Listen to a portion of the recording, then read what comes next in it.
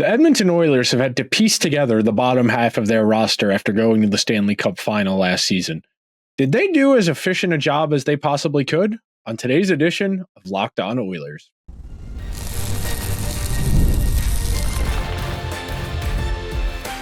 You are Locked On Oilers, your daily podcast on the Edmonton Oilers, part of the Locked On Podcast Network, your team every day.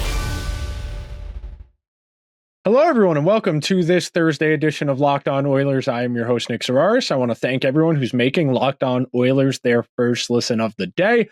Locked On Oilers, a part of the Locked On Podcast Network, your team every day. And today's episode is brought to you by FanDuel. Place your first $5 bet, and you'll get started with $200 in bonus bets guaranteed. Visit FanDuel.com to get started. So on today's show, we are going to be talking about the burden of being a good team and what that does to your roster construction in the abstract. So we all understand that the salary cap exists to stop big market teams with wealthy owners from hoarding all of the talent. And we're going to talk about what that does to your roster, especially as a Stanley Cup contender. We are going to talk about it through the lens of the Oilers over the course of June, July, August to where we are right now, all the way in the first week of October. So our first segment, we are going to talk about the big picture, the economics of putting together a roster, why talent costs what it does. We're going to talk about it from a roster perspective and from a team building perspective, because those are not necessarily the same exact thing. Second, we're going to talk about it from an Oilers specific perspective. We are going to talk about the cost changes to their bottom six and their bottom two defensive pairs. And then our third and final segment, we're going to try and talk about conceptually what the Oilers are trying to do with their bottom six forwards and their bottom two defensive pairs. So let's start with the obvious. Talent costs money in the NHL. Every team values different traits. Every player has different skill sets. But at the end of the day, the most important trait you can have, the most important thing you can pay for are goals. Defense, goaltending, paying for negatives is not a positive return on investment, because most of the time, and there are outliers, there are players who are so good at defense that it does end up providing excess value on their contract. But for the most part, when you look in the NHL today, well, frankly, when you look at any sport, the most important players are the ones who facilitate the most offense. Yes, there are defensive players in football, and to a lesser extent, pitchers in baseball who make a lot of money, but baseball pitcher, very volatile. Defensive player in football, typically not a very long prime, depending on corner versus pass rusher. But in the NHL, the most expensive players, Connor McDavid, Austin Matthews, Mitch Marner, Leon Draisaitl, Nathan McKinnon, these are all offense first guys. And yeah, some of them, like Matthews, are better at defense than the rest, but it is about chance creation. It is about goal scoring. You are never going to see a day where a goaltender is going to be the highest paid player in the NHL. You are never going to see a day where a defenseman is the highest paid player in the NHL. You wouldn't see a kicker as the highest paid player in the NFL. And that's maybe a bit of a disingenuous comparison as far as goalie to kicker in football, but when you think about what costs money in the NHL, what the starting points are, what the valuations are, the rough mental math I have always used, and you can steal this so you can sound smart when you're talking to your friends, $1 million for every 10 points a player records. If you record 10 points, $1 million. If you record 50 points, $5 million. If you record 100 points, $10 million, so on and so forth. And then my mental addendum to that, if someone scores more goals than they do assists, if they're more of a goal scorer than a facilitator, like Zach Hyman per se, $1.5 million per 10 goals. So at $5 million baseline, and then you would do the $500,000 times 5, because Zach Hyman had 50 goals last year. $500,000 by 5 is 2.5. Mental math, that would put Zach Hyman at about $7.5 million valuation based on his season last year. That's a starting point. That is not the be-all, end-all. That is not the measuring stick. I don't only think of that when I'm evaluating a player. The most important thing I am looking for when I'm talking about how much a player is worth is where they're at in their career trajectory. For someone like Zach Hyman, who's been in the league a long time already, who may or may not start to physically decline as far as his abilities, how rested he can get, how fast he can skate, those little aspects of a game that start to wither away with age, with mile accumulation, with games played. And if I am investing in someone, like we talked about this on yesterday's show, the idea of investing in someone ahead of time, the way the Oilers did with Draisaitl, where coming off of his entry-level deal, he didn't have a huge sample, but they saw a long-term plan for him, said, here's $8.5 million for 7 years. We'll revisit this 7 years from now. And the Oilers' home run contract, one of the best value contracts in the entire NHL. And that sounds crazy to say about someone making $8.5 million, because that's a lot of money in today's NHL. Like we talked about, the external market factors have kept wages down in the NHL for a long time in comparison to the other sports. And because of that, player contracts don't hold up particularly well in comparison to the other sports. So the Oilers are at a point now where they need to do everything they can to maintain their core, their big three. We'll call Draisaitl, McDavid, and Evan Bouchard their big three. And in hockey, 3 great players is not enough. You need to have a strong supporting cast. The issue is when you have to find balance between cost, effectiveness, and role, that is where a general manager really makes their money.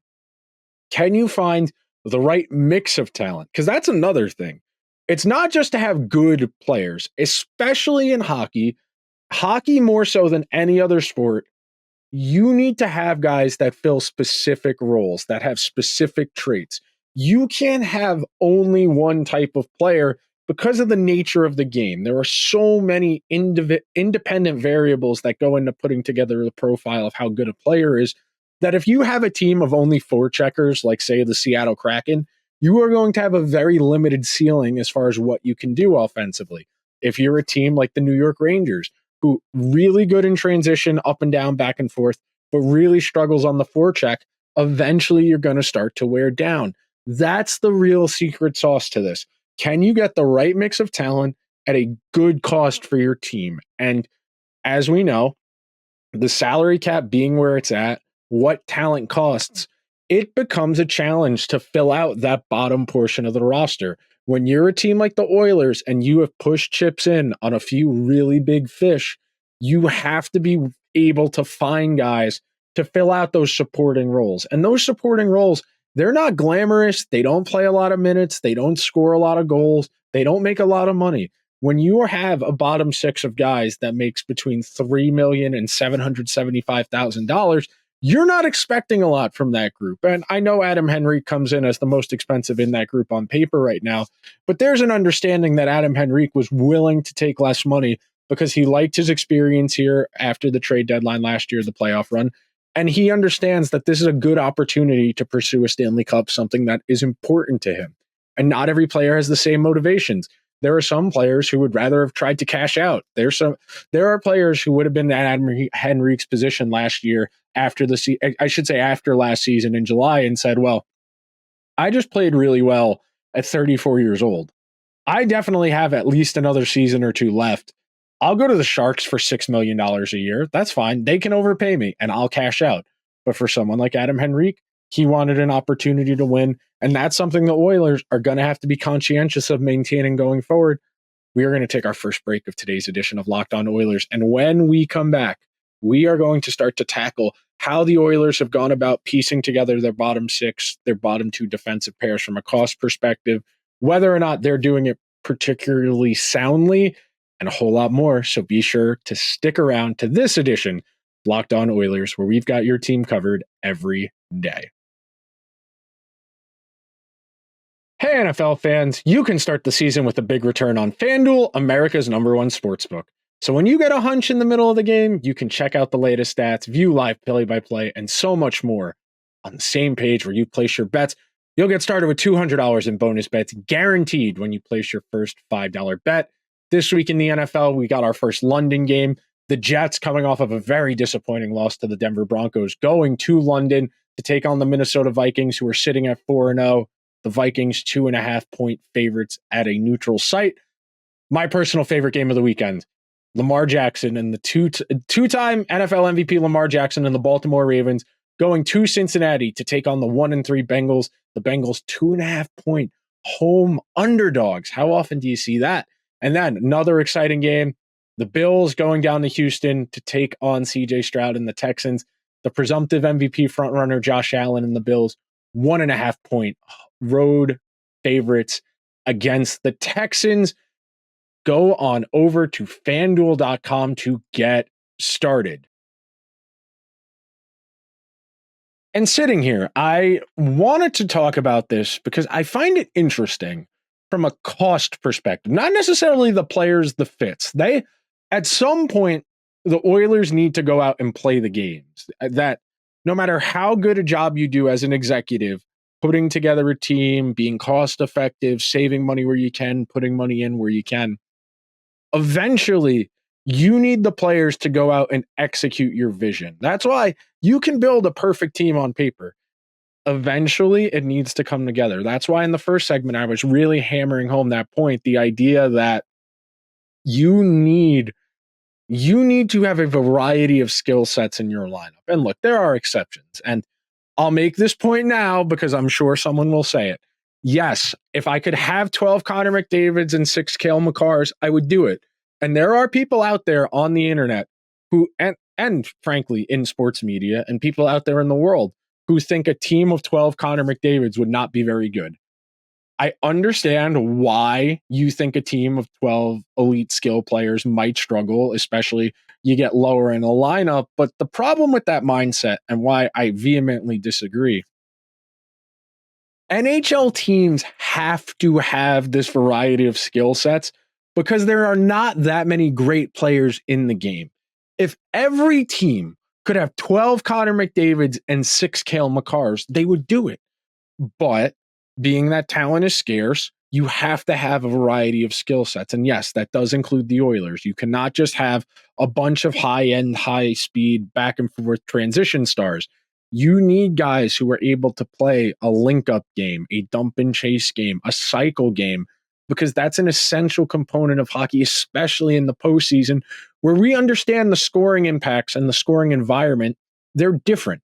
The opportunities to create offense are different. You have to work harder for offense. You have to string together more successful passes in a row to create a good scoring chance, which won't even necessarily lead to a goal.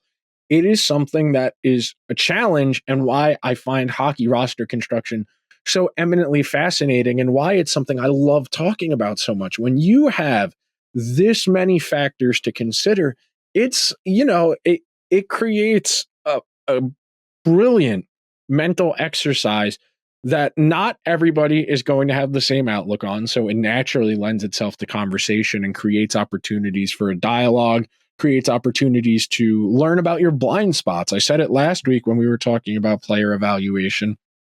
The more data, the more primary source scouting you can consume, and you add that to your own personal perspective, that gives you a more total approach, total overview of a player. So when we talk about the guys we're about to talk to, we can put together a more detailed profile than if it was just watching the game. So as we understand it, the Oilers' intention, at least as of right now on October 3rd, is to play the same third line from the Stanley Cup playoffs at the end of the playoffs to start the season.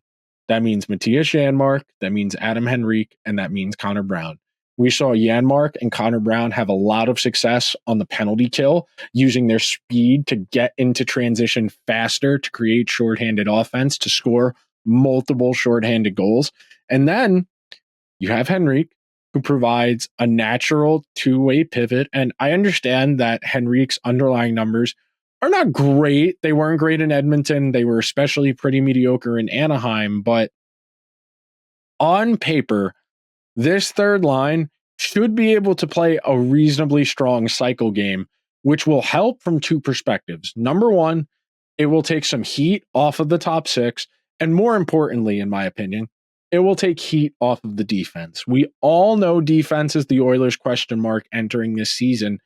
And one of the ways you can take heat off of your defense is minimizing defensive responsibility. When you ask your defenders to play less defense, it puts them in a more positive position. It gives them more margin for error because they don't need to be perfect. The more defense you need to play, the more responsibility you put on your defenders, the more opportunities they have to mess up.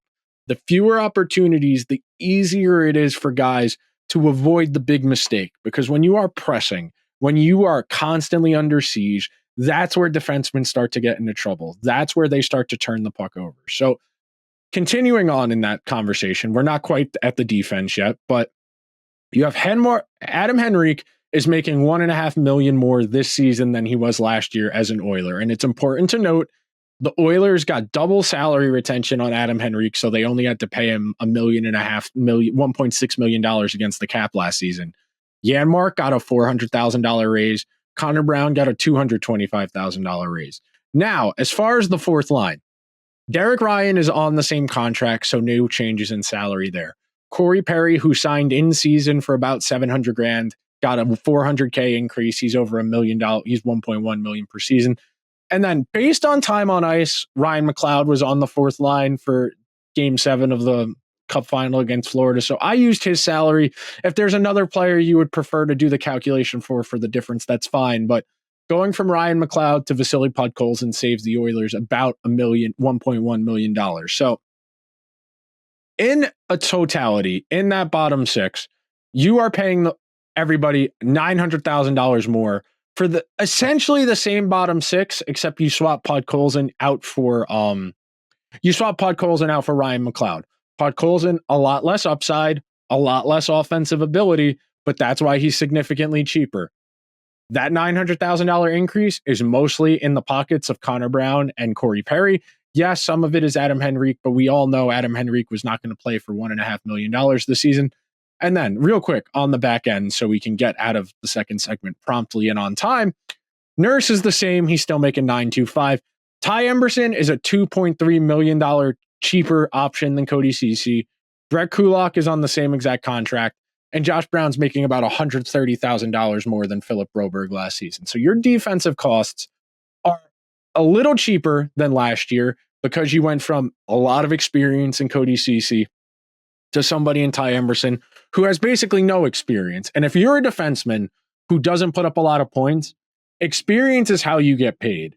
If you don't put up a lot of points as a defenseman and you rely on your defensive game, you need a track record of killing penalties, of playing heavy minutes against quality competition, so other teams know that you can be trusted. And that sounds very silly, but NHL coaches are very weird when it comes to experience, especially on defense, because defenders, they age a little bit differently than forwards. They develop a little differently than forwards. So it creates a weird feedback cycle of if a guy's never killed penalties before, coaches are a little reticent to give them their first try, especially if they're on the older side. If he's never played heavy minutes against decent competition, he's only ever been a third pair guy, coaches are a little more reticent to move him up the lineup. So going from CC to Emberson should get better on ice results because I think Emberson is a better hockey player than Cody Ceci, but you see that commiserate drop in cost going from $3.2 million to $900-something thousand.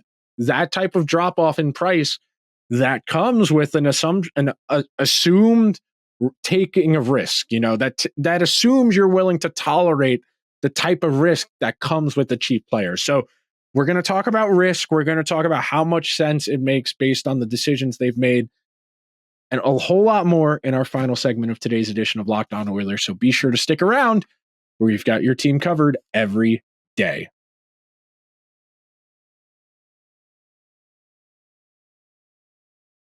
And thank you to everyone who is listening to today's edition of Locked On Oilers, where we are breaking down, building out the Oilers roster. So when you are a Stanley Cup contender, like we talked about in that first segment, there is a certain expectation as to what a Stanley Cup contender looks like. I don't have a finite number, but at minimum, I feel you need at least 3 superstar talents. I feel like 3 get you in the door. 3 get you in the conversation to be at least a conference finalist. The Oilers, Bouchard, McDavid, Draisaitl, you're in the conversation. You can put that in relation to Colorado, McKinnon, Makar, Rantanen. You can put Vancouver in that conversation. You've got Hughes, you've got Pettersson, When he's healthy, Thatcher Demko. When he's not healthy, JT Miller, definitely in the conversation. Vegas, Eichel, Stone, and then Pietrangelo or Noah Hannafin. I don't know if Noah Hannafin is as good as Pietrangelo, but they at least have a little more depth at the top of their lineup as opposed to what we were saying with just raw numbers. Florida, of course, Barkov, Kachuk, and then your choice. You could do Reinhart, you could do Bobrovsky, you could do Forsling. The Rangers, Panarin, Fox, Shesterkin. The Bruins, Pasta, McAvoy, Swayman when he's in there, Swayman when he's not, Marchand. You need to have at least 3 guys to get you in that conversation. And then once we get past that top half of the roster, once we get to the bottom 6, the question becomes, do you have enough depth? Because the way these playoff series typically go, and I know I'm not really talking a lot about the regular season on this episode, but the Oilers' expectation is to make the playoffs and win at least 2 rounds this season.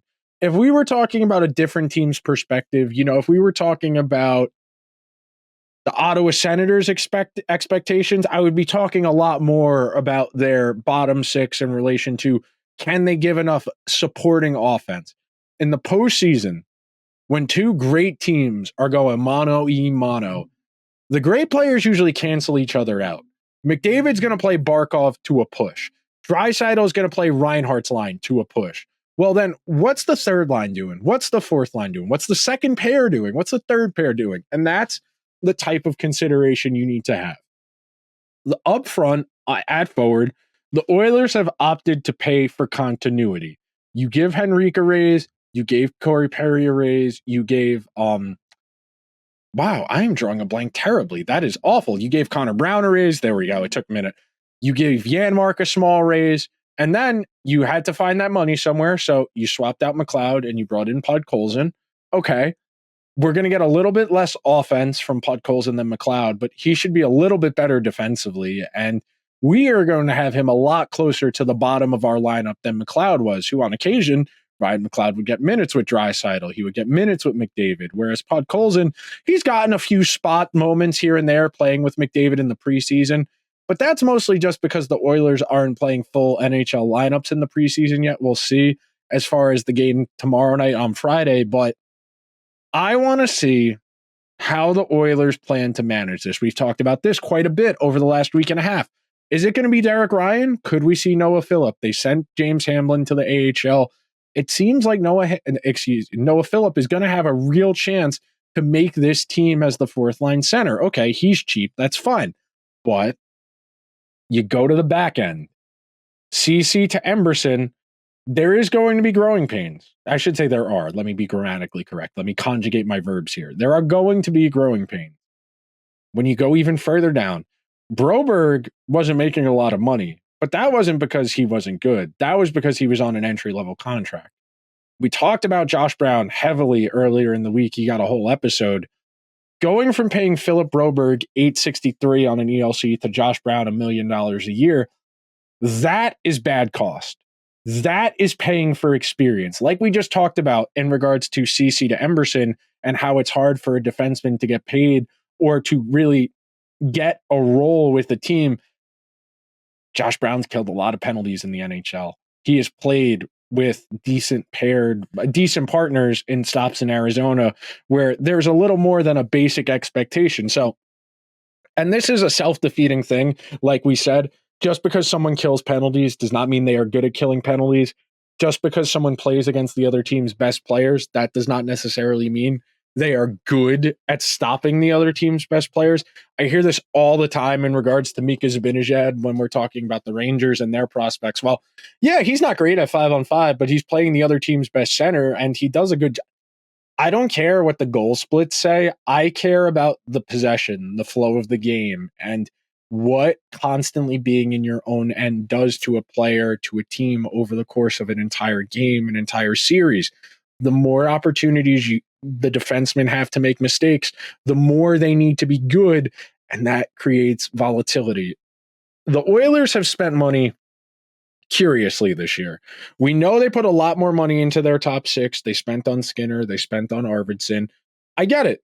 You needed to replace what you lost from Fogle and what you lost from Ryan McLeod and Evander Kane. I know we haven't really been talking about the regular season all that much. We've been talking about the playoffs. So in the back of my mind, not really thinking about Evander Kane because he wasn't really a big contributor in the postseason, especially as it wore on, where he got pulled out of the lineup because of that lower body injury that was bothering him for most of last season that he tried playing through, but eventually it reached a breaking point where he was almost entirely ineffective. So you needed to replace that offense. You needed to replace Evander Kane's 20 some odd goals. You needed to replace Fogel's teen amount of goals. You needed to replace McLeod's goals. You need to replace Dylan Holloway's goals. Now, all of the Oilers' costs are relatively defined in the short term. You do need to figure out an Evan Bouchard extension, but that won't be until next summer.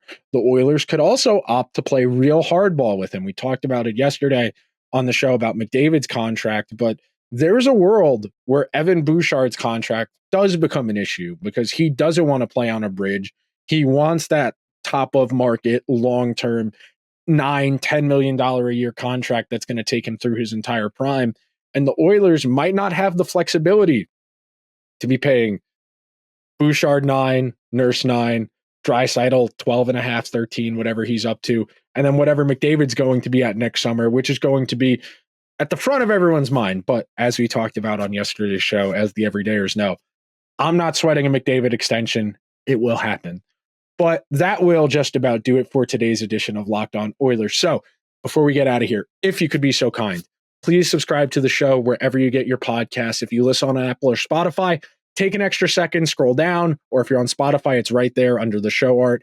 Hit the 5-star. If you're on Apple, take a second, leave a sentence, and leave a review. That helps other people find the show. It gets the show more favorable placement on the Spotify and Google and YouTube. And yeah, subscribe on YouTube too.